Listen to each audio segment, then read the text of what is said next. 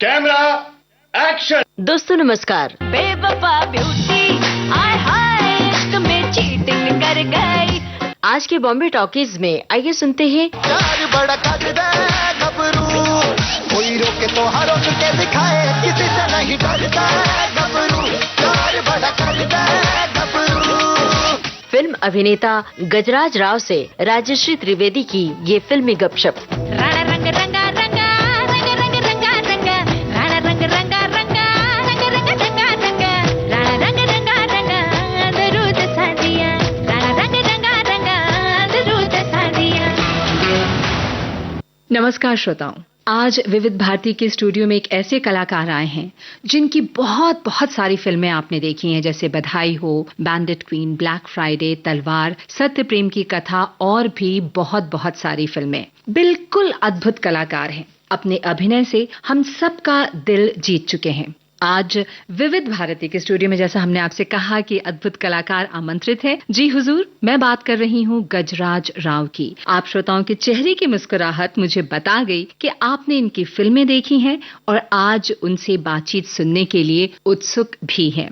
गजराज जी, आपका विविध भारती के स्टूडियो में बहुत बहुत स्वागत है। राशि जी, बहुत बहुत शुक्रिया मुझे यहाँ पर इनवाइट करने के लिए। और मैं क्या बताऊं आपको कि ये विविध भारती आकाशवाणी हमारे बचपन के, लड़कपन की बहुत सारी यादें जुड़ी हुई हैं। आज का जो नौजवान है, आज के जो लड़के लड़के हैं, उनके पास तो मनोरंजन के बहुत सारे साधन हैं। अलग अलग एफएम हैं, अलग अलग टीवी चैनल्स हैं, ओटीटी प्लेटफॉर्म्स हैं। जब हम बड़े हो रहे थे 70s में, 80s में, तो उस वक्त ये हमारे लिए रेडियो, मैं उस जनरेशन से हूं जो कि रेडियो से बहुत जुड़ा रहा। रेडियो सुनना, रेडियो की खबरें सुनना, वो मतलब समझ में तो नहीं आती थी खबरें बहुत ज्यादा, लेकिन वो जो आवाजें थी कमेंट्री की, 26 जनवरी की जो कमेंटेटर होते थे जसवंत सिंह जी, उनकी आवाज, या न्यूज रीडर थे देवकी नंदन पांडे, उनकी आवाज, और एक शोज आते थे इंस्पेक्टर ईगल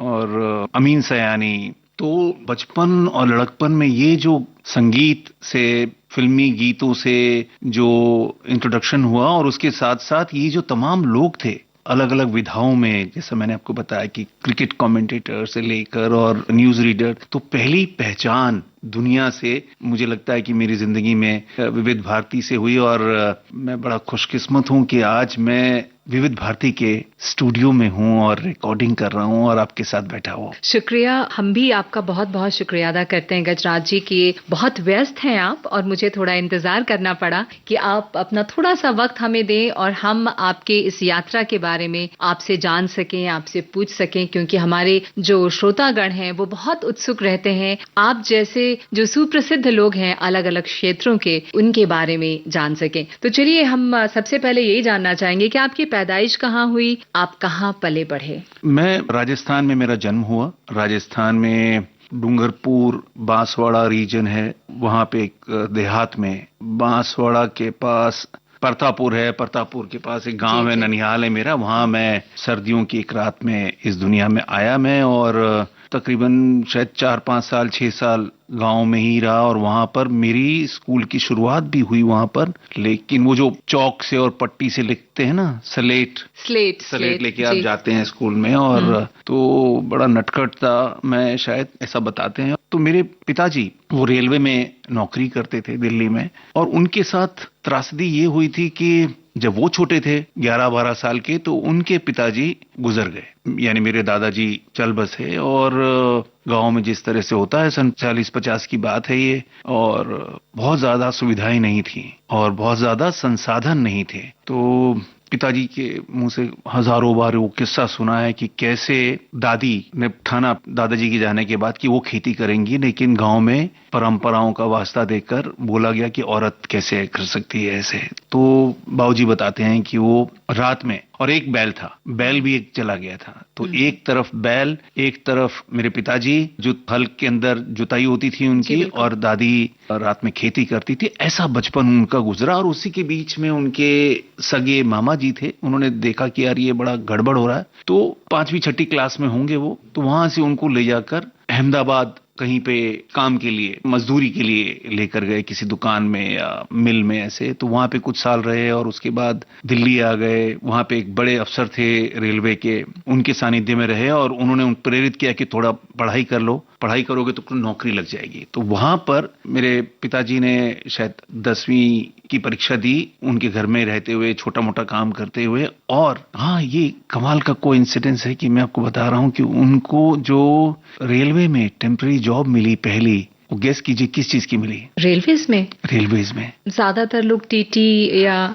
वो राजश्री, उनको रेलवे प्लेटफॉर्म पर जो अनाउंसमेंट होती है। अच्छा जी, तो मेरे अभी कमाल का कोइंसिडेंस है कि हम लोग यहाँ पर बैठे हैं और ये बात कर रहे हैं और मुझे ये बात याद आई। तो कुछ महीनों तक उन्होंने रेलवे में अनाउंसर का काम किया, जब तक वो पढ़ रहे थे और उनको थोड़ी सी परमानेंट जॉब मिले। ट्रेन की जो सूचनाएं देते हैं। तो मेरे पिताजी ने कुछ समय वो किया, और क्योंकि वो इतना बेतरतीब जिंदगी उन्होंने जी थी, तो उनका बड़ा मन था कि उनका जो परिवार है, बच्चे जो थोड़ा पढ़ लिख जाएं। तो फिर उन्होंने जब ये रियलाइज किया कि गांव में पढ़ाई नहीं हो रही है, तो वो दिल्ली ले आए। कितने भाई बहन? हम 3 भाई बहन हैं, 2 भाई और एक बहन, जो कि दोनों मुझसे छोटे हैं। और फिर दिल्ली में कम सुविधाओं के साथ जीवन चला और पढ़ाई लिखाई वहीं हुई। और उनका बड़ा मन था कि हम लोग डॉक्टर वगैरह बन जाएं, कुछ इंजीनियर बन जाएं, क्योंकि 70s 80s में ही सपने होते थे ना कि डॉक्टर बन जाए। लेकिन वो जो उसका तरीका क्या होता है, उसका जरिया क्या होता है, उसके पीछे कितनी अलग किस्म की पढ़ाई या कोचिंग की जरूरत पड़ती, वो उनको आइडिया ही नहीं था। और किसी तरह से मैं कह सकता हूं कि मैं लकी था कि रंगमंच से मेरा नाता जुड़ गया। और रंगमंच, हाँ, तो जो मेरे जीवन में जो कमियां थी या जो मुझे लगता था कि मैं नहीं कर पा रहा हूं या क्या करूंगा, तो रंगमंच ने, थिएटर ने, एक होता ना वो समंदर में जो जहाजों को रास्ता दिखाने के लिए क्या बोलते हैं उसको, लाइट हाउस।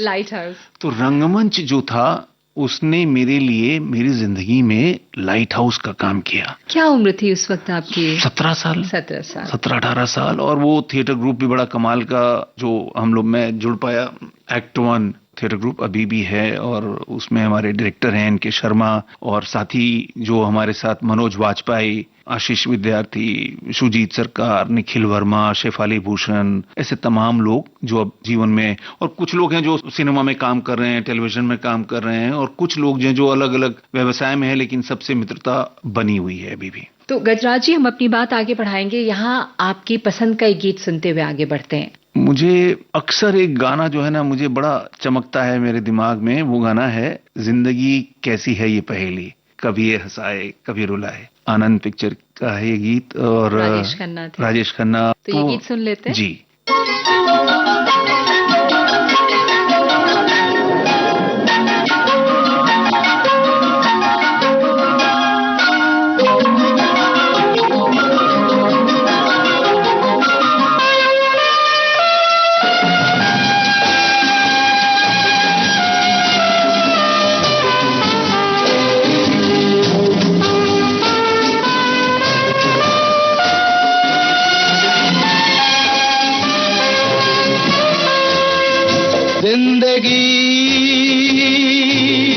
कैसी है पहेली हाय, कभी तो हंसाए कभी ये रुलाए। जिंदगी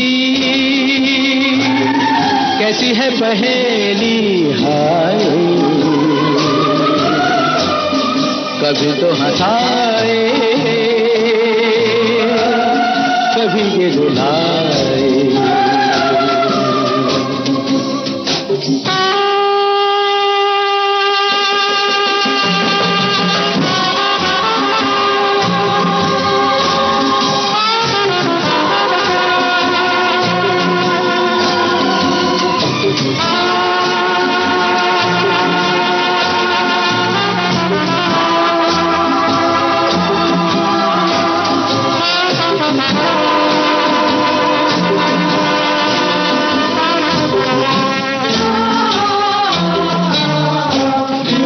भी देखो मन नहीं जागे, पीछे पीछे सपनों के भागे। तो भी देखो मन नहीं जागे, पीछे पीछे सपनों के भागे, एक दिन सपनों का राही चला जाए सपनों से आगे कहाँ। जिंदगी कैसी है पहेली हाय, कभी तो हंसाए कभी ये रुलाए। आपको ये गीत बहुत पसंद है आपने बताया, तो कोई खास वजह है या इस गीत के भाव ऐसे हैं जो हम सबके जीवन में होते हैं? ये हम वही है जिंदगी, जो हम कहीं पर भी पहुंच जाएं। जब मैं थिएटर करना शुरू किया उससे पहले भी पहेली थी, और सिनेमा में काम मिला, टेलीविजन में काम मिला, अब बधाई हो जिंदगी में आई 2018 में। बधाई हो ने तो बिल्कुल हंगामा कर दिया, तो मुझे लगता है घर घर में लोगों ने गजराज को पहचान लिया और अपने आप से उसको रिलेट करने लगे, उस पूरी जो कहानी थी फिल्म की। तो मैं सीधे इस पर आ जाना चाहती थी, लेकिन मुझे लगता है कि वो जो एक यात्रा थी आपकी यहाँ तक पहुंचने की, आपने शुरुआत की बैंडिट क्वीन से, और बहुत ही बेहतरीन फिल्म थी वो, बहुत अवार्ड्स मिले उसको। तो पहली फिल्म आपकी झोली में कैसे आई? तो उसका श्रेय अगेन रंगमंच को है कि हम लोग दिल्ली में एक उस वक्त हम नाटक कर रहे थे, नेटुआ, जो कि बिहार की पृष्ठभूमि में था। मनोज वाजपेयी उसमें प्रमुख भूमिका में थे, जो एक लड़का जो महिला की वेशभूषा में नाच करता है, नटुआ, ये नाटक था। रतन वर्मा एक लेखक हैं हिंदी के बड़े प्रभावशाली, उनकी कहानी पर आधारित था ये, और एनके ने डायरेक्ट किया था। तो ये तिग्मांशु धूलिया जो उस वक्त नेशनल स्कूल ऑफ ड्रामा में थे और हमारे ग्रुप के वेल विशर थे और हमारे नाटक देखते थे वो आके, और उनको मेरा काम बड़ा पसंद आया था, भाया था उस वक्त। और ये बैंडिट क्वीन की टीम में वो शामिल थे, वो शेखर कपूर जी को असिस्ट कर रहे थे और कास्टिंग की कमान उन्होंने संभाली हुई थी। और एक दिन उन्होंने बोला कि गजराज, पता तो था क्या कि काम की इतनी कमी होती थी कि कहीं पर भी कुछ शूटिंग हो तो हम सब लोग एकदम थिएटर के लोग, थिएटर के लोग थे, जुट जाते थे, पहुंच जाते थे वहां पर, मतलब हमला कर देते थे एक तरह से जाके कि भाई काम मिल जाए कुछ। और उस समय ये नहीं होता था कि रोल कितना बड़ा है या क्या है, रोल मिलना किसी कार्यक्रम में, किसी फिल्म का हिस्सा बन जाए, वो बहुत बड़ी चीज होती थी। तो उन्होंने बोला कि इस दिन, और ये वो जमाना था जब मोबाइल फोन, पेजर ये सब नहीं होते। तो मंडी हाउस जो जगह है दिल्ली में जहां पर रंगमंच से जुड़े लोगों के लिए वो अभ्यारण्य है, वहां पर हम लोग सब अलग अलग जो एमेचर थिएटर ग्रुप के लोग वहीं पर ही पूरा दिन रिहर्सल करते थे। और वहां पर एक जूस की दुकान थी, फ्रूट जूस की, उसको चलाते थे ओमी भाई साहब, जो अब इस दुनिया में नहीं रहे। तो उनके यहाँ पर फोन था और उन्होंने एक तरह का सुविधा दी हुई थी सभी कलाकारों को कि आप अब ये नंबर दे सकते हो, किसी को भी मैसेज आएगा तो उसके 50 पैसे या 1 रुपया पर मैसेज वो आपको देना होगा। तो वो डायरी में लिख कर रखते थे जिसका भी मैसेज आएगा, और आते जाते में फिर आपको बता देते थे। तो ये वो जमाना था। तो फिर एक दिन टिशू का उस पर मैसेज आया कि गजराज तुम यहाँ पर पहुंचो, इस एड्रेस पे न्यू फ्रेंड्स कॉलोनी में, यहाँ पर शेखर कपूर साहब मिलेंगे। और जब हम उस जमाने में थिएटर करते थे तो हमें लगता था कि अंधा योग या मोहन राकेश के किसी नाटक का कोई सोलिलोकी हम तैयार करें और सुनाएं। तो अश्वत्थामा की पंक्तियां थी जो अंधा योग की, वो मैंने याद की और मैं चला गया वहां पर। और मैं बड़ा एकदम, हमेशा यही होता था कि आप 3-4 मिनट का वो पूरा आप सुनाएंगे अपना संवाद और सामने वाला फिर उसको बताएगा। और वो तो शेखर जी एक कमरे में बैठे हुए थे और वहां पे 2-3 लोग और थे और बड़े स्नेह से मिले वो, और उन्होंने पूछा कभी कैमरा फेस किया है? तो मैंने 1-2 बार छुटपुट काम किया। तो मैंने कहा किया है सर। और फिर बोले कि डरेगा तो नहीं? मैंने कहा नहीं, क्यों डरूंगा मैं। और फिर उन्होंने कुछ किया और जाने दिया। कुल मिला के 2-3 मिनट के लिए मैं कमरे में था, मैं बाहर आया और झुंड बैठा हुआ था बहुत सारे एक्टर्स का। तो मैंने ऐसा मान लिया कि मैं उनको नापसंद हूं। अच्छा। हाँ, क्योंकि उन्होंने सुना ही नहीं। मैं जिस तैयारी के साथ रॉकेट पे चढ़ के गया था अश्वत्थामा की पंक्तियां याद करके, वो तो उन्होंने सुनी नहीं। उन्होंने तो मुझे ऐसे ही पूछा कि क्या करेगा, कैसे होगा। ये तरीका मैंने इससे पहले किसी और निर्देशक का देखा ही नहीं था। लोग संवाद सुनते थे या अपनी कुछ लाइनें देंगे स्क्रिप्ट की, वो सुनाने के लिए बोला जाता था। उससे पहले मैं एक बार प्रकाश झा साहब से मिला था, डॉक्टर चंद्र प्रकाश द्विवेदी जी से मिला था, चाणक्य बनाने वाले थे। तो वो सब लाइनें सुनते थे। और ये भाई साहब यहाँ पर शेखर कपूर जी ने, तो मैं बड़ा मायूस हुआ और मैं आ गया। और फिर हफ्ते 10 दिन बाद तिग्मांशु धूलिया मुझे ढूंढते हुए आए वहीं मंडी हाउस में, और उन्होंने मुझे बहुत डांटा, बड़े भाई जैसे हैं, डांटा। बोले कि मैंने मैसेज छोड़ा ओमी कि यहाँ पे तुम मैसेज का जवाब नहीं दे रहे हो। मैंने कहा क्या हो गया? तो वो बोले कि यार गजराज तुम्हें पार्ट मिल गया है, वो सरपंच के लड़के का पार्ट अशोक चंद तुम्हें मिल गया है। तो मैंने कहा यार मुझे तो लगा कि उनको मैं पसंद नहीं आया। तो बोले नहीं, ये अलग किस्म के फिल्म मेकर हैं, ये इनका विजन बहुत कमाल का होता है ऐसे लोगों का। उनको लाइनें रटवा के और एक्टर का पता नहीं लगाते हैं। वो तुम किस तरह से खड़े थे, तुम्हारी हेकड़ी, जिस तरह से तुमने जेब में हाथ डाल के खड़े हुए थे, वो उनको पसंद आ गया कि यार ये इस लड़के से करवाते हैं ये पार्ट। और बस ये मेरे जीवन का एक कह सकते हैं कि माइलस्टोन है ये, कि 70 mm पे इतने बड़े फलक पे आप अपने आप को देखते हैं। रोल मेरा बहुत बड़ा नहीं था, 3-4 सीन थे, लेकिन आज सोचिए कि 20-25 साल बाद भी जो प्रशंसक हैं या जो सिनेमा लवर्स हैं, जो कंटेम्प्रेरी भी हैं, वो उस पिक्चर के बारे में बात करते हैं और मेरी उस भूमिका के बारे में आज भी तारीफ होती है। तो सोचिए मैं कितना भाग्यशाली हूं और भाग्यवान हूं। और ये तिग्मांशु धूलिया जी, जिनको हम प्रेम से तिशु बोलते हैं, खुद फिल्म मेकर हैं। पान सिंह तोमर से लेके तमाम फिल्में उन्होंने बनाई हैं, बहुत बेहतरीन फिल्म बनाई। तो ये मैं कह सकता हूं कि वो मेरे जैसे रंगमंच लाइट हाउस है, तो ऐसे मुझे अलग अलग पड़ाव पे लाइट हाउस मिलते चले गए, जिन्होंने मुझे रास्ता दिखाया, जिन्होंने मुझे चट्टानों से मेरी जो नैया थी उसको टकराने से बचाया। तो उसमें तिशु एक है।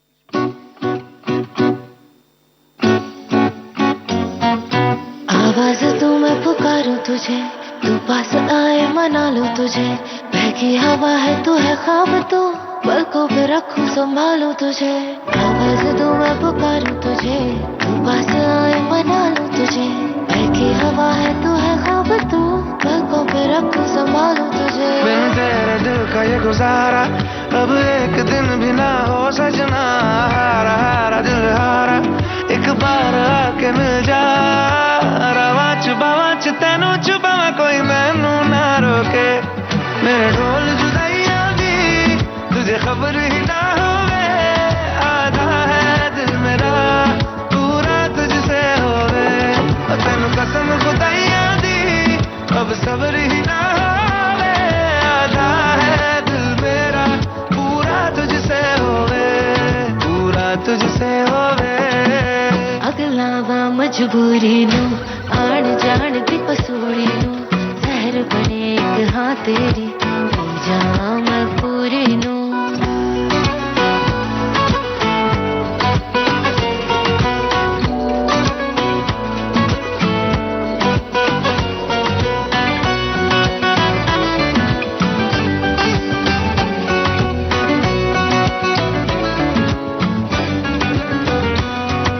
चल दिया दिल ये तेरे रास्ते, चाहे हो लम्हे दो ही प्यार के, सारी की सारी मेरी ये वफा लिखती है मैंने तेरे नाम पे, ऐसी कैसी तूने दस्तक दी मुझको तो अब तुझसे फुर्सत नहीं, कैसा तेरा नशा है चढ़ा ज़मीं पे कभी चांद पे मैं कभी देखा ही न जो नजारा तेरे साथ देखा मैंने वो सजना, हारा हारा दिल हारा तेरे जैसा नहीं हो मिलना, रवा छुपावा तेनू छुपावा कोई मैनू ना रोके,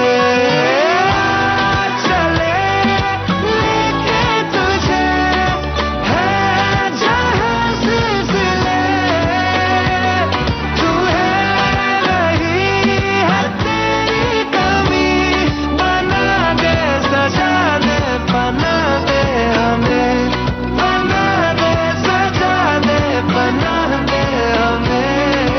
अगला वा मजबूरी नू आण जान दी पसूड़ी नू, जहर बने एक हाँ तेरी पी जावा मैं पूरी नू, रावा छुपावा तेनू छुपावा कोई मैनू ना रोके, मेरे ढोल जुदाइया दी तुझे खबर ही ना होवे, आधा है दिल मेरा पूरा तुझसे होवे, तेनू कसम खुदाइया दी अब सबर ही ना होवे, आधा है दिल मेरा पूरा तुझसे होवे, पूरा तुझसे होवे, पूरा तुझसे होवे।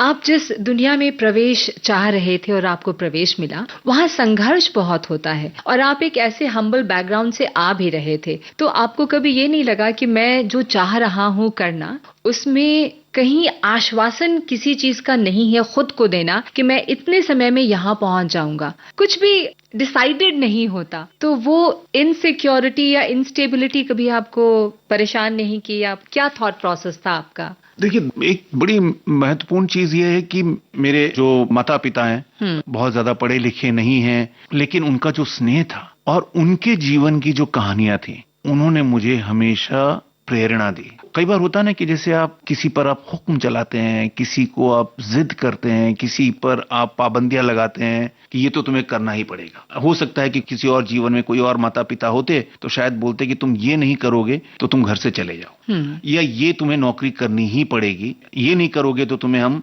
घर में रख नहीं पाएंगे। कोई पाबंदी नहीं थी। तो मुझे बड़ा ताज्जुब होता है कि वो बेसिक सी पढ़ाई करने वाले, लेकिन दुनियावी समझ उनकी थी, शायद वो मुझ पे विश्वास करते थे कि मैं जब बोलता था कि मैं नौकरी तो कर सकता हूं, आप जो बोल रहे हैं मैं कर लूंगा, मैं रेलवे में या जहां पर भी किया जा सकता है, लेकिन मुझे लगता है कि मैं रंगमंच जो मुझे दिख रहा है उसमें मैं जीवन में कहीं आगे बढ़ सकता हूं। और पूछते थे कि इसकी क्या गारंटी है, क्या करोगे? तो मैंने कहा कि देखो, मैं जीवन यापन तो मैं कर लूंगा, मैं कुछ भी काम करके, क्योंकि उस दौरान जब मैं घर में आर्थिक स्थिति थोड़ी खराब होती थी तो मैं कुछ ना कुछ काम कर लेता था। टेलर की दुकान में मैंने काम कर लिया, या गर्मियों की छुट्टियों में किताबों की दुकान में काम कर लिया। मैं अब अखबार में काम करने लग गया, फ्रीलांस मैंने काम किया बहुत सारा। और सबसे इंपॉर्टेंट होता था उनको ढांढस बताना, जताना पेरेंट्स को कि देखो मैं कर लूंगा, जीवन यापन हो जाएगा, लेकिन मुझे थोड़ा और समय दे दो। वो जो मैं उनका ऋणी हूं कि उन्होंने वो समय दिया, कई साल का समय दिया। और उसके बाद ये रंगमंच के माध्यम से जो मुझे जो दुनिया की समझ आई, लोगों की समझ आई। राजश्री रंगमंच में आने से पहले मेरा बड़ा एक विसंगतियों के साथ जीवन था, और उसके अंदर ये होता था कि कॉम्प्लेक्सेस बहुत होते थे, अमीर गरीब का, अंग्रेजी जानने वाला नहीं जानने वाला। तो मुझे लगता था कि अंग्रेजी जानने वाले सारे लोग मेरे दुश्मन हैं, मेरे शत्रु हैं। अमीर लोग या जो मुझसे ज्यादा समृद्ध लोग हैं, सक्षम लोग हैं, वो अच्छे नहीं हैं। ऐसा मेरा तजुर्बा रहा बचपन का। लेकिन रंगमंच में मेरे जो थिएटर ग्रुप था उसके अंदर आधे लोग रईस थे, और वो आधे लोग मेरी गरीबी और मुफलिसी के दिनों में मेरी बड़ी मदद किया करते थे, और ज्यादातर लोग अंग्रेजी वाले लोग थे। लेकिन उन्होंने कभी कॉम्प्लेक्स नहीं मुझ पर आने दिया, कभी तो धारणा बदल गई, मेरी धारणा बदल गई। जैसे आशीष विद्यार्थी वहीं एक्ट वन में मुझे मिले, और उनकी हिंदी भी बड़ी अच्छी कमांड है, अंग्रेजी भी बड़ी अच्छी कमांड है, क्योंकि उनके पिताजी संगीत नाटक अकादमी में थे, श्री गोविंद विद्यार्थी जी फ्रीडम फाइटर थे वो, और उनकी माता जी रेबा विद्यार्थी जी वो कथक की बहुत बड़ी गुरु रही वो। और गोविंद जी कुछ 6-7 दुनिया की अलग अलग भाषाओं के जानकार थे, फ्रेंच, जर्मन और उस तरह के। तो उस तरह की लीनियज के साथ वो आया था आशीष। लेकिन मेरी अंग्रेजी जब वो करेक्ट कराता था तो खिल्ली नहीं उड़ाता था, मजाक नहीं उड़ाता था मेरे प्रोनाउंसिएशन पे, या अगर मैं कुछ बोल रहा हूं तो उसको वो करेक्ट करता था, ठीक करवाता था और आगे बढ़ जाता था। तो मुझे ऐसे मित्र मिले, ऐसे मेरे संगी साथी मिले। तो रंगमंच ने मुझे खाली एक्टिंग करना नहीं सिखाया, मुझे दुनियावी समझ सिखाई, लोगों की समझ से, लोगों के बारे में जो भ्रांतियां थी, वो जो भाषा को लेके भ्रांति, कि नहीं भाषा बुरी नहीं है, अंग्रेजी तो बहुत अच्छी भाषा है।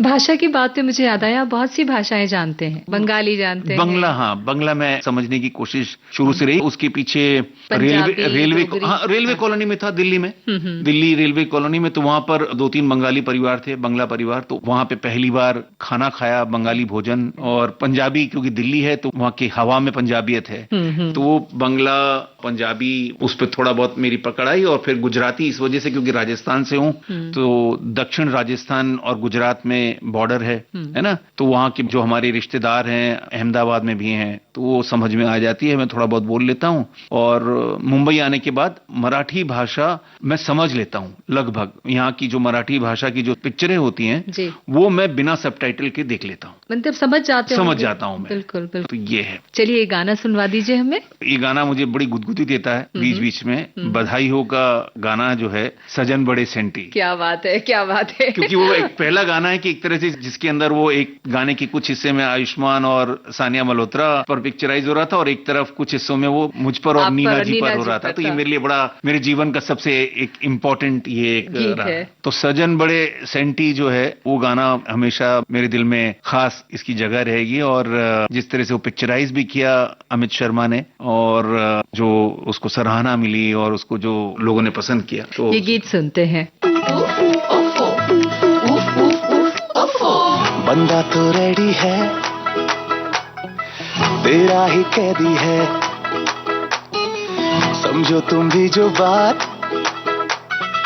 आंखों से कैदी है। बंदा तो रेडी है, तेरा ही कैदी है, समझो तुम भी जो बात आंखों से कैदी है। तेरी हाँ दे दे मेरी जान, ले ले मेरी जान, ना दे मुझे बहाने। सजन बड़े घंटी, सजन बड़े घंटी, सजन बड़े घंटी, सजन बड़े घंटी।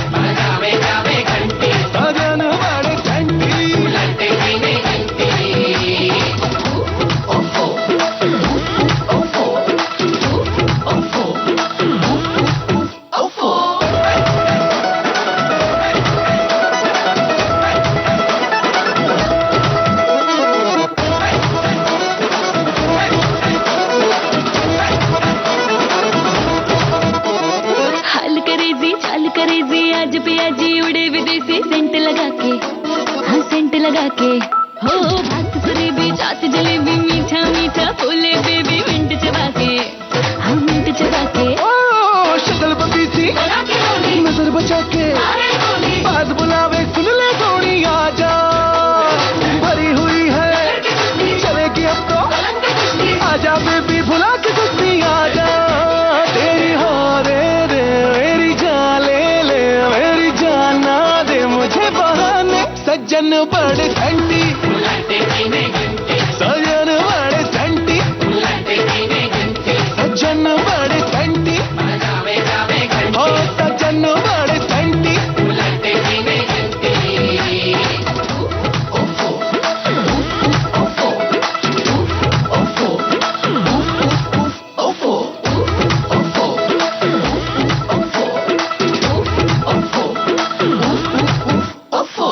इसमें बहुत सारे ऐसे सीन्स थे गजराज जी जो आज भी जब याद करती हूँ। एक सीन था जब आप अंदर जा रहे हैं, माँ वहां बैठी हुई हैं और वो कुछ शिकायत करती हैं, आपने शब्दों में कुछ नहीं कहा, बस एक नजर देखा अपनी माँ को। मतलब कुछ ऐसे सीन्स थे। फिल्म तो वो आम खाने वाला सीन था, क्या माँ, तो वो बोलती है क्या माँ, जय जीतू, यही दिक्कत है तेरे में, अपनी औरत से डरे है तू। और कुछ नहीं कहते हैं और आप और वहां से बस उनको देखते हैं। मतलब गजब की सिचुएशंस थी और आपके जिसको कहते हैं कि आंखों से जो आपने इंप्रेशंस दिया। तो ये फिल्म की कहानी क्या है, मतलब कैसे आप बधाई हो से पूरा, मुझे लगता है जैसे सिनेरियो बदल गया, क्योंकि उसके पहले भी बहुत हिट फिल्में आपने दी, जैसे ब्लैक फ्राइडे थी, जी। दिल से भी उससे पहले आई थी, और भी बहुत सारी फिल्में थी। तो जब बधाई हो मिली तो आपने क्या सोचा, मतलब वो जो स्क्रिप्ट आपने पढ़ी देखी? तो बड़ा अच्छा सवाल है राजश्री है। मैं हमेशा ये कहता हूँ कि मेरी जो जिंदगी है वो जैसे होता है ना, before Christ and after Christ वाला जो होता है। तो ये बिफोर बधाई हो एंड आफ्टर बधाई हो मेरे जीवन में एक बहुत बड़ा माइलस्टोन है। बाकी छोटे छोटे माइलस्टोन है, ये मतलब 1000 किलोमीटर या 10,000 किलोमीटर वाला माइलस्टोन। घर घर की पहचान हो गए फिर गजराज। जी। तो बधाई हो से पहले भी मुझे लगता था कि मैं इस तरह के काम करूं, भले ही छोटे पात्र भी हों, लेकिन जिसमें मुझे एक फक्र महसूस हो जब मैं वो काम देखूं। जैसे सिनेमा में मुझे ओमपुरी साहब, उनका काम बड़ा भाता है मुझे, नसीर भाई, ये तो बड़े गुणी लोग हैं जिनके मतलब कर्तव्य दिखते हैं। उसके अलावा कुलभूषण खरबंदा साहब की कलयुग से लेकर तमाम चीजें, या पवन मल्होत्रा जिनका काम मैं देख रहा हूं नुक्कड़ से, और सलीम लंगड़े पे मत रो, कि वो एक आदमी लगातार चॉइसेस कैसे करता होगा। वीरेंद्र सक्सेना, वीरू भाई, ये तमाम लोग, मेरे आसपास की दुनिया के लोग मुझे बड़ा प्रभावित करते रहे। और मैं अपने जाने अनजाने में जो चॉइसेस थी काम की, ऐसा नहीं कि मैंने खराब काम नहीं किए, मैंने 5-6 काम प्रोजेक्ट ऐसे किए हैं कि जिस पे मुझे शर्म आती है कि मैंने ये प्रोजेक्ट क्यों किए होंगे। वो भूल भी गए, लोग भी भूल चुके हैं उसको। वो फिल्में भी बहुत अच्छा हाँ, 2M दर्जे की, वो ये इस रोमांच में कि पैसा मिल जाएगा थोड़ा सा, या ये कहानी में कर लेते हैं, अभी कुछ नहीं हो रहा तो कर दिया, मनस्थिति होती है, मनस्थिति होती है, कुछ चलते रहना चाहिए। जी, तो लेकिन इसमें कहीं पे एक समझ आ गई कि अब भले ही रोल छोटा हो, लेकिन आप किस दुनिया में हैं, जर्नी कौन सी है। जैसे तलवार है तो उसके अंदर बड़ा महत्वपूर्ण था कि मेघना ने जिस तरह से डिस्क्राइब किया, विशाल जी ने जिस तरह से उसकी कहानी लिखी, डायलॉग्स लिखे, तो मुझे लगा कि यार ये पार्ट छोटा है लेकिन ये कहानी में कहीं ना कहीं एक वजन लेकर आ रहा है। और वो मेरा निर्णय सही रहा, मेरा चॉइस ठीक रहा। या ब्लैक फ्राइडे, किरदार की अपनी एक धनीराम को जो लोगों से लताड़ मिली है ना, तो वो मेरे लिए खुशी की बात है, या ब्लैक फ्राइडे में जो दाऊद फणसे का पार्ट है, 3-4 सीन है, बहुत ही ऑन पेपर मामूली सा दिखता है, लेकिन आज भी लोग उस पात्र से परिचित हैं और आज भी मुझे उसके लिए सराहना मिलती है। तो मैं ये हमेशा कहता हूं कि बधाइयों से पहले मुझे जो पार्ट मिलता था वो मिलता था बड़ी इलायची का, तेज पत्ता का, जो दिखते नहीं है लेकिन जिनके होने से आपका जो सालन है, जो आपकी सब्जी है, उसमें एक अलग खुशबू आती है। तो मुझे वैसे पार्ट मिला करते थे और बधाई हो ने मुझे जो मेन तरकारी की जगह दी थी, क्या ना कि राजमा बन रहा है, गोभी बन रही है, तो वो मेन तरकारी हो गई। और उसके बाद परिवर्तन ये आया कि जो बहुत सारे युवा निर्देशक और लेखक हैं, उनके रडार में मैं आया कि हाँ यार, ये आदमी ये पार्ट कर रहा था लेकिन इस पर हम ज्यादा जिम्मेदारी दे सकते हैं। तो उसकी वजह से फिर मुझे मजामा मिली, थाई मसाज मुझे उसकी वजह से मिली, या सत्य प्रेम की कथा जो हमें कार्तिक आर्यन के साथ मिली। तो वो ये मैदान मतलब ये सिलसिला जो शुरू हुआ, जो होता है ना कि जो ट्रेन होती है, जो छोटी पटरी वाली ट्रेन होती है, और एक फिर वो बड़ी छोटी लाइन बड़ी लाइन, तो छोटी लाइन में चलती रह रही थी मेरी गाड़ी, बड़ी लाइन पे बड़े ट्रैक पे आ गई है बधाइयों के बाद से। बहुत बढ़िया। चलिए यहाँ एक और गीत सुनते हैं और हम फिर आगे बढ़ेंगे। जी, मुझे गाना बड़ा पसंद आता है, जैसे भी हम विशाल जी की बात कर रहे थे, दिल तो बच्चा है जी। क्या बात है, इश्किया, दिल तो बच्चा है जी, इश्किया विशाल जी ने इसको कंपोज किया था, राहत फतेह अली खान साहब ने ये गाया था और अभिषेक चौबे ने फिल्म डायरेक्ट की थी, जिसमें अरशद वारसी और नसीर भाई, विद्या बालन जी। बिल्कुल। तो मुझे ऐसा लगता है कि लगातार मेरा प्रयास रहता है कि जो बचपन है आपके साथ चलना चाहिए। अगर आपको सफलता मिल रही है या असफलता मिल रही है, उसको लेकर बहुत गूढ़ नहीं हो जाना चाहिए। चलिए हम इश्किया का ये गाना आपकी पसंद का सुनते हैं।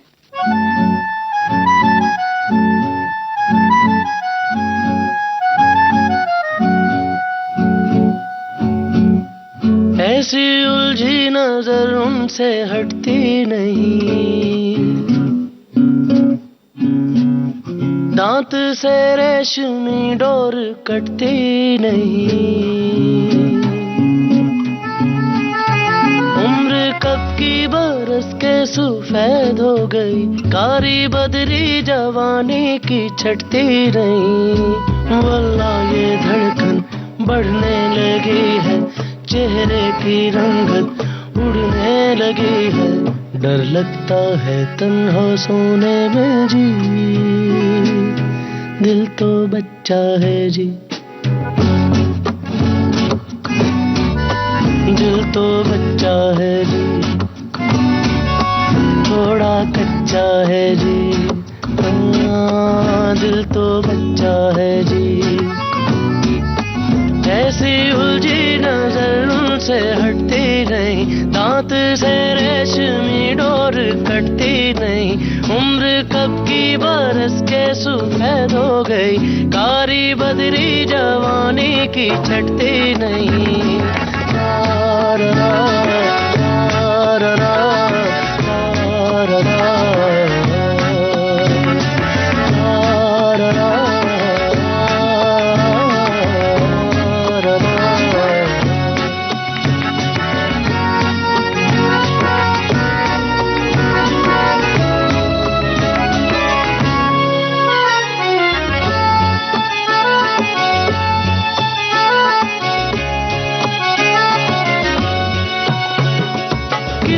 पता था पहलू में रखा दिल ऐसा पाजी भी होगा, हम तो हमेशा समझते थे कोई हम जैसा हाजी ही होगा, हाय जोर करे कितना शोर करे, बेवजह बातों पे हमें गौर करे,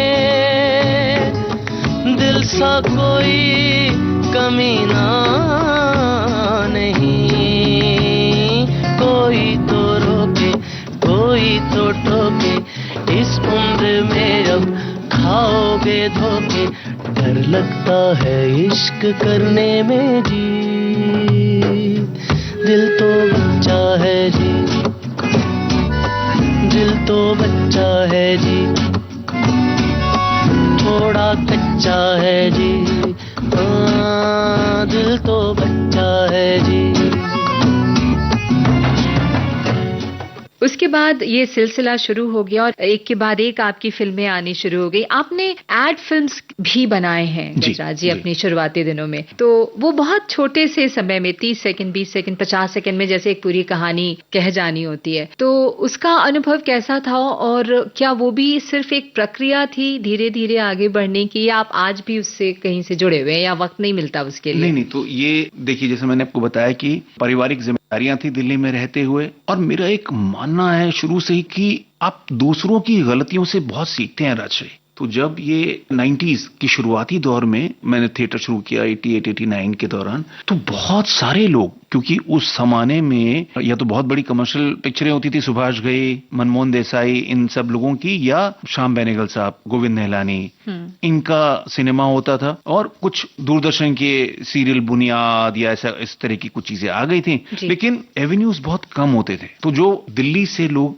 बॉम्बे, उस वक्त बॉम्बे कहा जाता था, बॉम्बे आते थे, तो उसमें कई लोग, उनकी हालत खराब हो जाती थी राजश्री। वो बड़ी बेबसी की जिंदगी जीते थे, बड़ी मुफलिसी की जिंदगी जीते थे। एक लॉज के बारे में मैंने सुना हुआ है कि जहां पर वो जो एक 200 साल पहले 150 साल पहले की एक जंग है, अफगान वॉर जिसको बोलते हैं, जिसके अंदर पूरी रेजिमेंट तबाह हो गई और इक्का दुक्का लोग वापस आए, तो ये वैसी लड़ाई होती थी लोगों की कि इक्का दुक्का लोग थे वो सफल होते थे, बाकी सब लोग धाराशायी हो जाते थे। उस लॉज में महीनों सालों पड़े रहते थे। कई किस्से ऐसे सुने हैं कि जहां पे रेलवे स्टेशन पे लोगों ने रातें बिताई हैं, लेकिन हिम्मत नहीं कर पाए वापस अपने अपने शहरों में लौटने की। क्यों? पहली चीज, परिवार तो अपना लेगा, माँ बाप वो तो गले लगा लेंगे अपने बच्चे को, लेकिन जो मोहल्ले वाले हैं, रिश्तेदार हैं, और आदमी जो फंस जाता है ना इस चीज में कि लोग क्या कहेंगे, ये जो लोग क्या कहेंगे की जो शर्म है, वो उस चक्कर में हजारों एक्टर्स और एक्ट्रेसेस उस दौरान तबाह हुए, और उसमें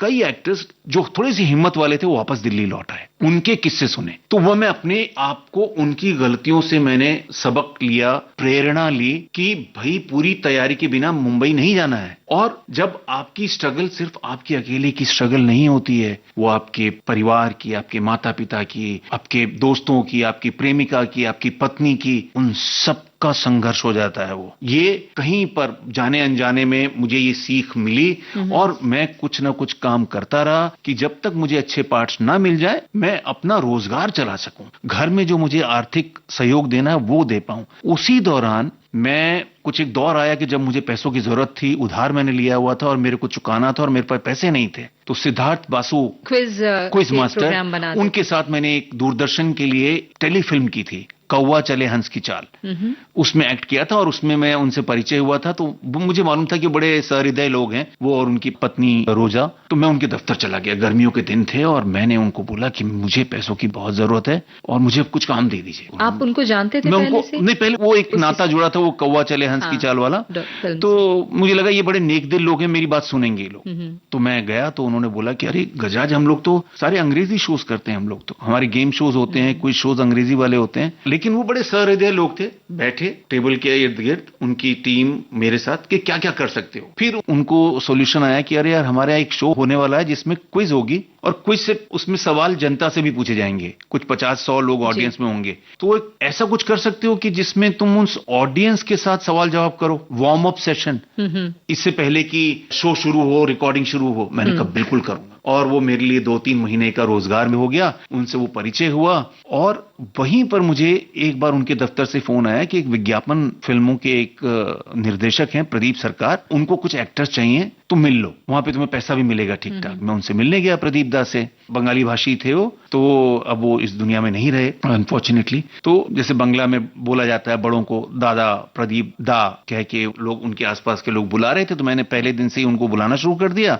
और वो जो दुनिया थी एडवर्टाइजिंग की, विज्ञापन की, उससे मेरा वो पहला परिचय था। और मैंने कहा यार, यहां पर भी कहानियां कही जाती हैं, 3 घंटे में नहीं 30 सेकंड में कही जाती है। और दूसरी चीज राजश्री ये हो रही थी कि ये बात थी 95 के आसपास की। उस दौरान एक बड़ा आमूल चूल परिवर्तन हो रहा था हिंदुस्तान में, एंटरटेनमेंट की दुनिया में। दूरदर्शन का नेटवर्क बढ़ रहा था, मेट्रो जो था, उसकी डीडी मेट्रो की पहुंच बढ़ रही थी, कार्यक्रम बढ़ रहे थे, उससे ये हो रहा था कि जो विज्ञापन दाता थे, एडवर्टाइजर्स थे, उनका जो विज्ञापन था वो छोटे शहरों में जा रहा था, सिर्फ मुंबई, दिल्ली, कलकत्ता में नहीं हो रहा था, सीमित नहीं था। और वहां पर उससे पहले तक जो एडवर्टाइजिंग के जो धुरंधर थे, बड़े लोग थे, वो अंग्रेजी भाषी लोग थे। अलक पदमसी या इस तरह के तमाम लोग, बड़े लोग, दिल्ली में थी कॉन्ट्रैक्ट में मिसेस सईदा इमाम, सब बहुत पॉलिश्ड अंग्रेजी बोलने वाले, और सारी जो एडवर्टाइजिंग भी थी, उसके जो तौर तरीके भी थे, उसकी जो बारीकियां थी, वो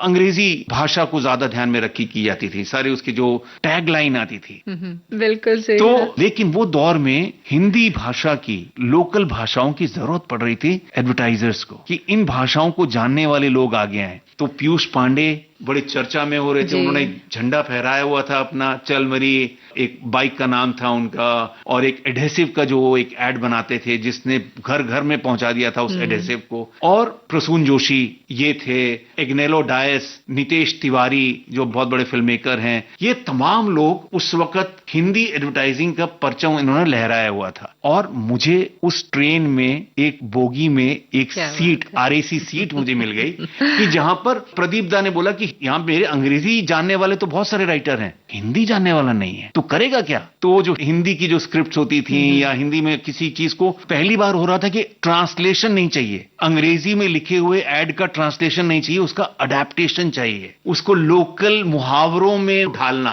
तो वो जो था, मुझे वो एक कह सकते हैं कि रोजगार भी मिला, और उसके अंदर सिर्फ रोजगार नहीं था, क्रिएटिव प्रोसेस भी था, कि जिसके अंदर वो छोटे छोटे 30 सेकंड, 40 सेकंड, 1 मिनट, 60 सेकंड के अंदर आप विज्ञापन की बात भी कह रहे हैं, उसके अंदर ड्रामा भी हो रहा है, और मैं अभिनेता के तौर पे भी उसमें मेरे लिए जगह बनी, कि जहां जहां मुझे एक्टर की जरूरत होती थी, और मैं अपने संगी साथियों को भी ले जाता था उसके अंदर। तो वो कमाल का एक चैप्टर रहा एडवर्टाइजिंग का, तकरीबन 6-7 साल का, प्रदीप दा के साथ, और वो फिर जीवन से जुड़ गया। तो मुझे लगा कि ये बहुत बढ़िया है, एक इंपॉर्टेंट चीज है कि आप विज्ञापन फिल्में बनाइए, और जब आपको अच्छा काम मिले, अच्छी भूमिकाएं मिले, वो आप करिए। तो मैंने वो जो 200, 250 लोगों के बीच में जाके खड़े होने की जो परंपरा थी ऑडिशन देने की, उससे मैं निकल आया। मैंने कहा मैं ऐसे नहीं करूंगा, मैं अब नहीं जाऊंगा, क्योंकि वो भेड़ बकरी वाला मुझे नहीं बनना था। मैंने वो पीड़ा देख ली थी, और उस पीड़ा का हिस्सा नहीं बनना चाहता था। तो उसमें ये हुआ कि मुझे लगता है कि सही मेरा निर्णय रहा, जिसकी वजह से मैं अपने घर को चला पाया, अपनी जो जिम्मेदारियां थी अपने परिवार के प्रति, वो मैं निभा पाया, बच्चों की शिक्षा दीक्षा मैं ठीक से कर पाया, माता पिता की मदद कर पाया। और जब मुझे ब्लैक फ्राइडे या तलवार या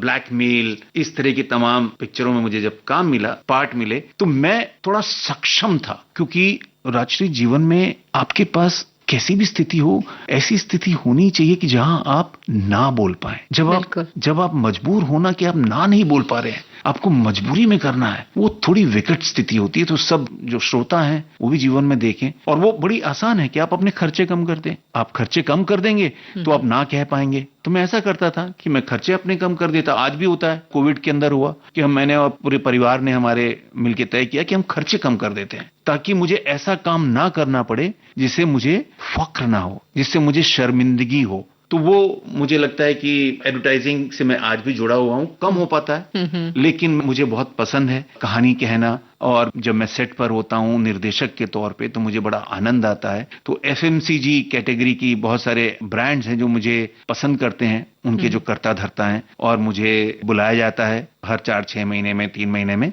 उनके लिए विज्ञापन फिल्म बनाने के लिए। बहुत सुंदर। और अगला गाना आपकी पसंद का कौन सा होगा?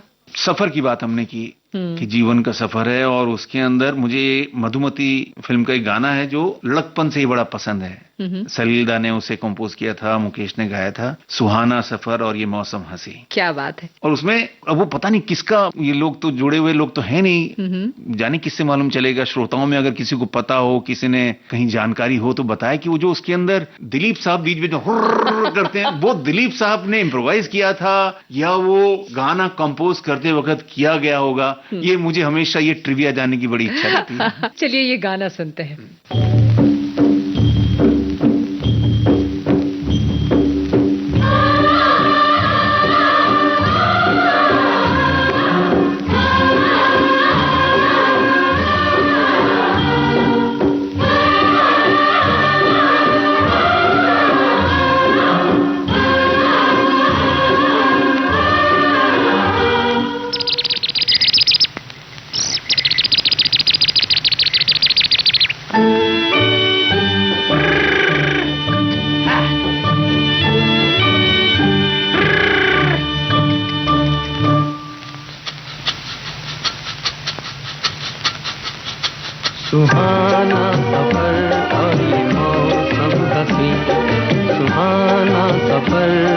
ये मौसम हसी, हमें डर है हम खो न जाए कहीं, सुहाना सफर और ये मौसम हसी।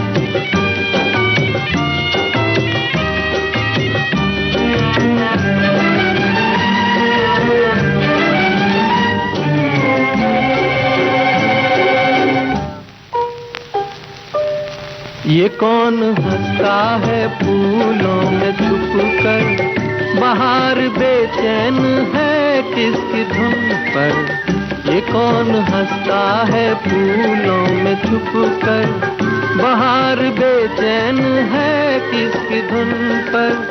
कहीं गुनगुन कहीं रुनझुन के जैसे नाचे ज़मीं, सुहाना सफर और ये मौसम हसी, सुहाना सफर और ये मौसम हसी, हमें डर है हम खो न जाए कहीं, सुहाना सफर और ये मौसम हसी।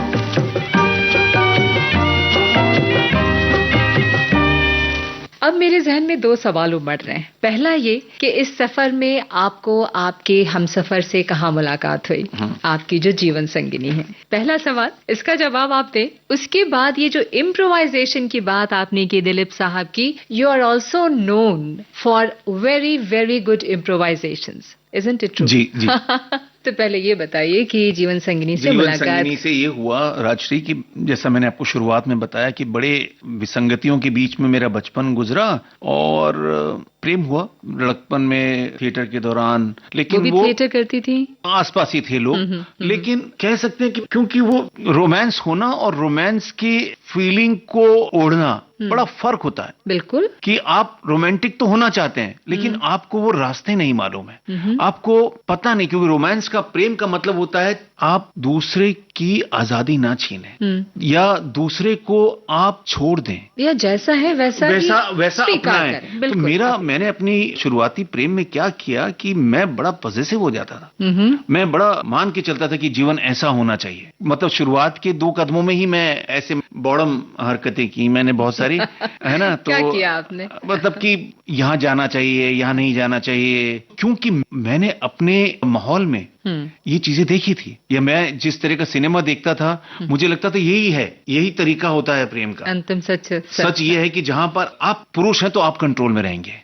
तो ये कहीं पे गलतफहमी शायद रही होगी। तो मैं ऐसे 2-3 किस्से हुए कि जहां पर मैं बड़ा मायूस हो गया, और बाद के सालों में मैंने रियलाइज किया कि वो मेरी महिला मित्रों की गलती बिल्कुल नहीं थी, बिल्कुल भी नहीं थी। इनफैक्ट वो उस वक्त तो बड़ी बातें चुभी थी कि मेरा प्रेम प्रसंग मेरे अधूरे रह गए, लेकिन बाद में मैंने रियलाइज किया कि मेरे अंदर ही कुछ कमी थी और मैं सही तरीके से उन संबंधों को चला नहीं पाया। मैं बहुत ज्यादा एक्सपेक्टेशंस के साथ, बहुत ज्यादा पाबंदियों के साथ मैं आगे बढ़ गया था उन चीजों में। तो फिर उस चीजों से मैं करूंगा ही नहीं, मैं शादी नहीं करूंगा, या मैं उससे विमुख हो गया। प्रेम नाम की चीज से इतना मैं मायूस हुआ। और अगेन, क्योंकि आपका मायूसी तब ज्यादा बढ़ती है जब आसपास की जो दुनिया होती है, मित्रों का जो झुंड होता है, आपका मजाक उड़ाता है। बिल्कुल सही है ना, आपको पीड़ा देता है और लोग क्या कहेंगे। आप उसमें क्या है कि अब 50 का हो गया हूं तो मैं ये बातें बेहिचक बोल सकता हूं, ताकि मेरे अनुभवों से जो श्रोताओं में कोई युवक वृंद है वो इन चीजों को सीखे कि प्रेम में बहुत जरूरी है कि आप अपने पार्टनर पे पाबंदियां ना लगाएं। प्रेम में बहुत जरूरी है, रोमांस में बहुत जरूरी है कि आप शर्तें ना रखें। खैर, तो ये हो गया। फिर मेरी मायूसी को मेरी माँ समझती थी। माँ को लगा कि ये तो अकेला रह जाएगा। माँ ने भी देखा कि हाँ, इसके जो सहेलियां थी वो अब इससे मिल नहीं रही हैं। उन्होंने रियलाइज किया इस बात का। एक आध बार पूछा कि वो नहीं आती है, उसके फोन नहीं आते हैं। तो मैंने कहा नहीं बस हो गया, मुझे अब काम पे ध्यान देना है। आप अपनी बातें किसी के साथ साझा करते? मैं एक दो मित्र थे जिनके साथ स्नेह था, और अगेन लेकिन वो भी मेरी ही दुनिया से थे। तो वो भी बहुत ज्यादा उसी सोच से, उसी सोच के आसपास के थे, तो वो भी बहुत ज्यादा मुझे सहयोग नहीं कर पाए। फिर माँ ने पता नहीं क्या सोचा, बोला कि अच्छा, और मैं प्रोग्रेसिव थिएटर करता था तो बड़ा वो भी एक चीजें थी कि मुझे अपने अलग किस्म का रंगमंच, और वहां पे और मेरा जीवन साथी होगा तो ऐसा होगा, है ना। तो माँ ने एक बार बोला कि मैं एक शादी में गई थी, वहां पे एक लड़की से मिली हूं मैं, वो बड़ी अच्छी लड़की है और वो भी रिश्ता ढूंढ रहे हैं, तो तुम जाके उससे एक बार मिल लोगे। और मैंने कहा मैं, मतलब मन में बोला मैंने, प्रोग्रेसिव थिएटर करने वाला आदमी मैं मैं लड़की देखने जाऊंगा। मतलब वो मुझे उस इमेजरी से ही कोफ्त, नफरत, झुंझलाहट, मतलब वो क्या होता अगेन, क्योंकि आप जिस तरह की दुनिया में होते हैं आप अपने आप को वहां पर दुनियावी तरीके से शायद देखते हैं। मैं शायद उस पैमाने पे था कि मेरे जो थिएटर करने वाले दोस्त हैं इसको किस तरह से देखेंगे, और मेरी समझ जो मेरा कबीला था कह सकते हैं थिएटर वाले दोस्तों का, कि वो क्या इस बात को, और सब लव मैरिज कर रहे थे आसपास, तो मैं कितना पिछड़ा हुआ नजर आऊंगा इसके अंदर, है ना। किताबें जो पढ़ रहा था या सिनेमा जो देखना शुरू किया था फिल्म फेस्टिवल्स में, तो मुझे वो चीज मुझे लगा कि शायद अगेन और एक्सट्रीम पे होता, वो जो उम्र होती है बिल्कुल वो बड़ी अधकचरी नॉलेज वाली उम्र होती है और आप एक्सट्रीम पे चीजें कर रहे होते हैं। तो मैंने माँ को बोला कि बिल्कुल भी नहीं, ये तो पशु मेला होता है, ये मैं बिल्कुल नहीं करूंगा। तो वो फिर एक हफ्ते बाद बोली कि मैं पहली बार और आखिरी बार, उससे पहले मैं कभी इस तरह का प्रयोजन नहीं हुआ था, आए थे रिश्ते कुछ, लेकिन माँ पिताजी ने ही मना कर दिया और कुछ लड़की वालों ने मना कर दिया, तो लड़का काम ही नहीं करता, थिएटर में थोड़ी जिंदगी चलेगी कुछ। तो माँ ने बोला कि मेरी कसम है बेटा, एक बार, खाली एक बार, कुछ नहीं करना है, मतलब खाली मिल के आ जा, और अगर तू बोलेगा इसके बाद तो हम लोग कभी इसके बारे में चर्चा ही नहीं करेंगे, तो तू जैसा तुझे रहना है वैसे रहना, हम क्या कर सकते हैं। तो मैंने अपनी माँ, अगेन क्योंकि माँ ने कष्टों के साथ जीवन जिया हुआ है, तो आपको लगता है, और माँ के नजदीक होते हैं आप, तो बात मान लिया आपने। मैंने झुंझलाहट में ही मैंने कहा ठीक है मैं चला जाता हूँ, क्या फर्क पड़ जाएगा। मैंने कहा कि टिक माँ की तो करना है ना, और मैं तो एक्टर हूँ, एक्टिंग कर लूंगा मैं जाके वहां पे। तो मैं मिला, मैं जोधपुर गया, मैं संजना जो मेरी पत्नी है, तो वो उनके पिताजी बीएसएफ में थे और उनका देहांत हो चुका था, और ये 4 बच्चे थे उनके, और एक जॉइंट फैमिली में, हवेली में ये लोग रहते थे, 200-150 स्क्वायर फीट के कमरे में, ऐसा कुछ था। तो इनके फैमिली मेंबर के ही किसी घर पे गए, मिले, और मेरा ये तो था कि मैं जाके वो बोलूंगा लड़की को, बता दूंगा भाई कि मैं तो इस फील्ड में हूं, और ताकि वो खुद ही डर जाए। और बताया मैंने कि मैं तो थिएटर करता हूं और उसमें कोई सिक्योरिटी नहीं है, फाइनेंशियल सिक्योरिटी तो बिल्कुल भी नहीं है। फिर उन्होंने मेरी बात सुनी और बोली अच्छा एक बात बताओ आप, ये बात है अगस्त की, बोले आप नवंबर में शादी कर सकते हैं। अच्छा। मैं मन में मैंने सोचा कि पागल औरत है, मगर पागल लड़की है, मतलब मेरा आप कुछ और सोच के मैं मेरे जमीन के नीचे से होता ना कि वो कारपेट छिन जाना, खिसक गया। मैंने कहा पागल है क्या, मतलब दिमाग। मैंने कहा क्यों, तो बोले नहीं वो बड़ी दीदी की शादी नवंबर में तय हो गई है, तो दोनों शादी एक साथ हो जाएंगी ना, तो माँ का खर्चा बचेगा। और मेरे तो रोंगटे खड़े हुए, और वो जो आवाज में एक दर्द था और एक गहराई जो थी, उनकी शायद उम्र 23-24 साल थी, मैं 2-3 साल बड़ा उनसे, और वो ऐसा नहीं कुछ वो एक इमोशनल कहानी कह रही हैं मुझसे, ऐसा कुछ नहीं था, बहुत सपाट तरीके से बिना पलक झपकाए। मुझे था कि बहुत लजा, क्योंकि सिनेमा में देखा था कि वो समोसे की प्लेट लेकर आएगी लड़की और शर्माएगी, वो कुछ शर्मा और नहीं रही थी, और मैं शर्मा रहा था, मेरी नजरें इधर उधर जा रही थी, वो मुझे एक टक देख रही थी ऐसे। एक सौम्यता थी बिल्कुल, लेकिन एक डिटर्मिनेशन था, एक दृढ़ता थी।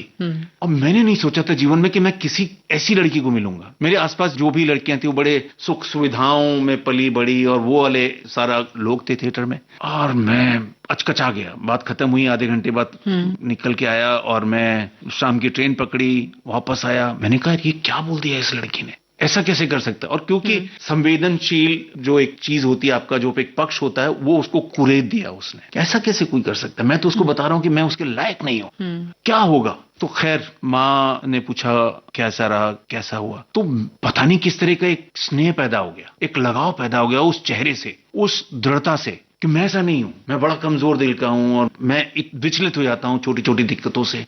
और फिर मैंने कहा, बड़ा सोचा, मैंने कहा ऐसा लाइफ पार्टनर जीवन में आएगा तो मेरी जो नाव डगमगाती है उसको संभाल लेगी शायद वो। क्या बात। तो फिर मैंने हाँ, क्योंकि मतलब अगेन ये हाँ कहना भी मैं ऐसा नहीं कि मैं पौरुष सत्तात्मक वाला बता रहा हूं कि भाई मैंने हाँ कह दिया, था दोनों का ही, क्योंकि मुझे भी शायद उससे अच्छा पार्टनर तो शायद नहीं ही मिलता। अब 25 साल बाद तो यही लगता है, 27 साल बाद।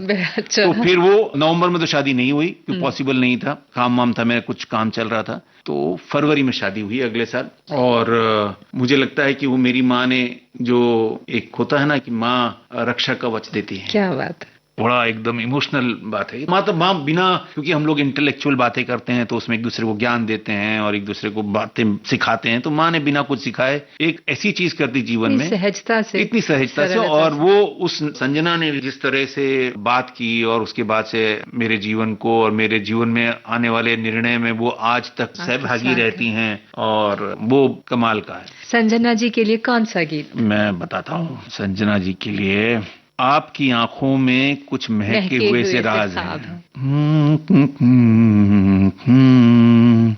कुछ महके हुए से राज है। घर फिल्म का ये गाना घर हम फिल्म का सुनवाते गाना, हैं अपने श्रोताओं को।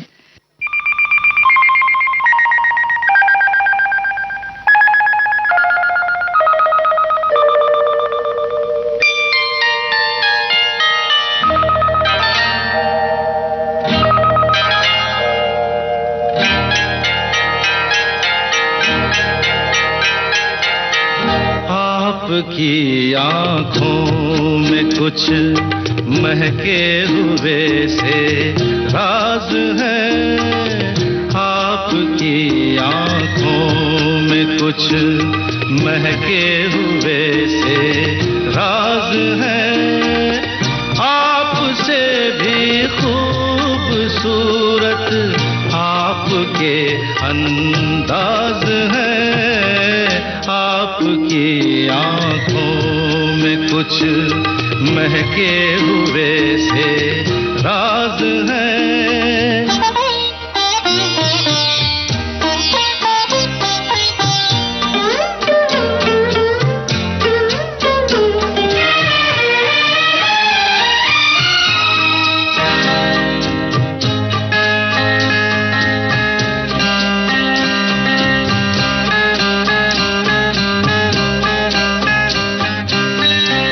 हिले तो मोगरे के फूल खिलते हैं कहीं। लब हिले तो मोगरे के फूल खिलते हैं कहीं। आपकी आंखों में क्या साहिल भी मिलते हैं कहीं। आपकी खामोशियाँ भी आपकी आवाज है। आपकी आँखों में कुछ महके हुए से राज है। आपसे भी खूबसूरत आपके अंदाज है। आपकी महके हुए से राज है।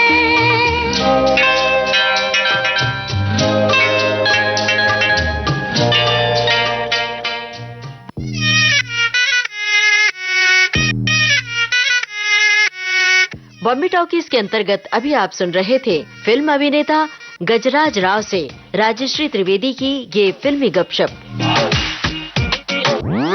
आज आप सुन रहे थे इस कार्यक्रम का पहला भाग। इसका दूसरा भाग आपको सुनवाएंगे अगले हफ्ते। चलने से पहले आपको बता दें, इस कार्यक्रम में रिकॉर्डिंग इंजीनियर भावना सिंदल, कार्यक्रम के प्रस्तुतकर्ता जुबैर खान।